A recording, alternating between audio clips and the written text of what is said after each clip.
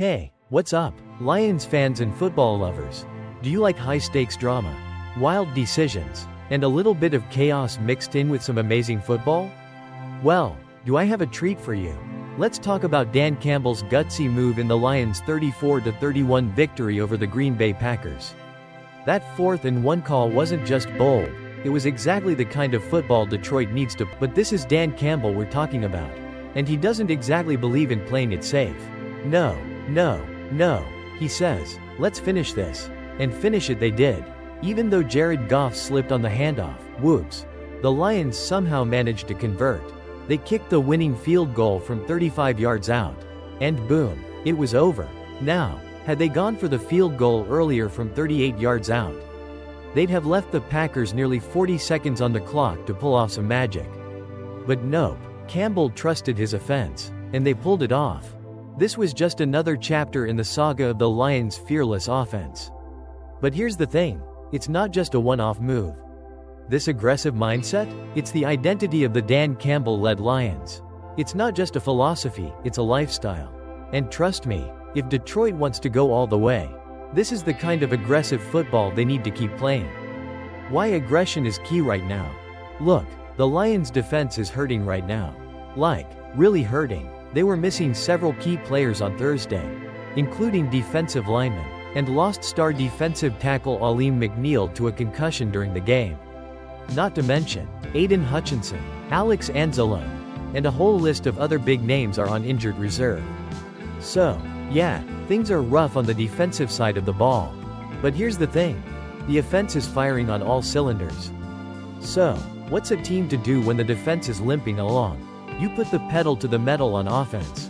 Baby, keep scoring, keep the ball out of the opponent's hands, and make sure you convert those crucial 4th downs to keep your defense from having to do too much.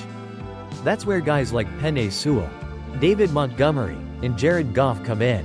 When you've got an offensive line as dominant as the Lions and a running back like Montgomery who can move mountains, or, defenses, a 4th and 1 call becomes much less terrifying. They're built for this kind of game. Aggression is the shield. Think about it. If you're going to rely on a unit to carry you through a Super Bowl run, why wouldn't you go with the offense? A powerful offense means the defense doesn't have to be perfect. If the offense can control the clock, move the ball, and score efficiently, that's a big relief for the defense, especially when it's decimated by injuries. The Lions converted an astounding 80% of their 4th down attempts against Green Bay. That's insane, especially with the pressure they were under.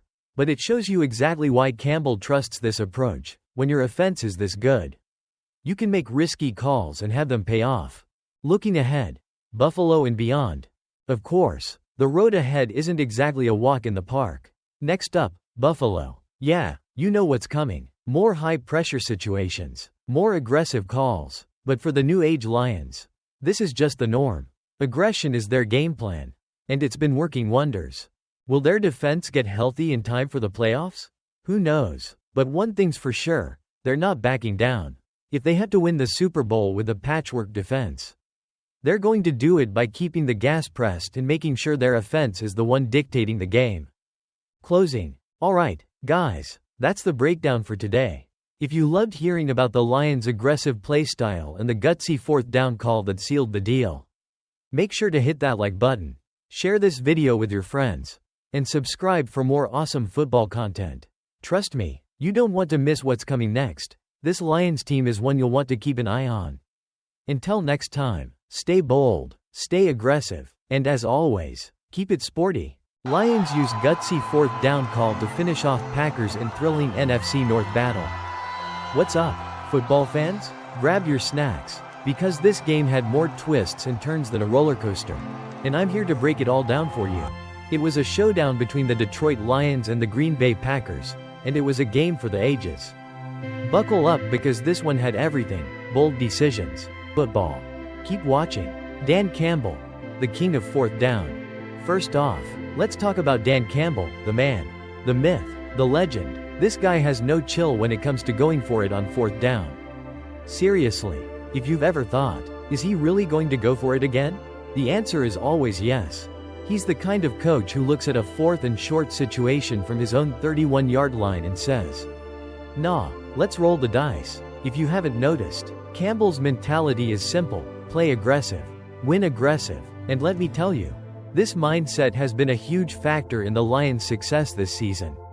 Now, you might be thinking, why go for it on 4th down with 43 seconds left? With the game tied and the ball in your hands? Oh, you know, because Campbell wasn't going to let Green Bay's Jordan Love get a shot at the win. I mean, who would? Instead of playing it safe and kicking a field goal to take the lead, Campbell told his team, let's finish this on offense. And they did, with a 7-yard run from David Montgomery that kept the chains moving and burned the clock. What a decision. No more Packers magic. No more Jordan Love comeback. Just pure Lions grit. Jared Goff, shaky start, strong finish. Now let's talk about the quarterback who went from a few questionable moments to clutch-time hero. Jared Goff had a bit of a roller coaster night, throwing an interception that set up the Packers' lead in the 4th quarter. But, like a true pro, Goff shook off the mistake, and when it mattered most, he delivered. His leadership during the game-winning drive was exactly what you'd expect from a veteran QB. Whether it was connecting with Amon-Ra St. Brown on a critical 16-yard gain or hitting Jameson Williams for a key 19-yard play, Goff stayed calm and kept the offense rolling. Even though he didn't have a perfect game, his ability to bounce back from adversity is what makes him a top-tier QB. Plus, let's not forget, he had to do all this while his defense was a bit banged up and giving up yards. But hey, when you're a playoff-bound team like the Lions, you've got to find ways to win. And Goff certainly did that on Thursday night. The Lions' defense, sacks, pressure, and more sacks. Let's talk about the defense for a second.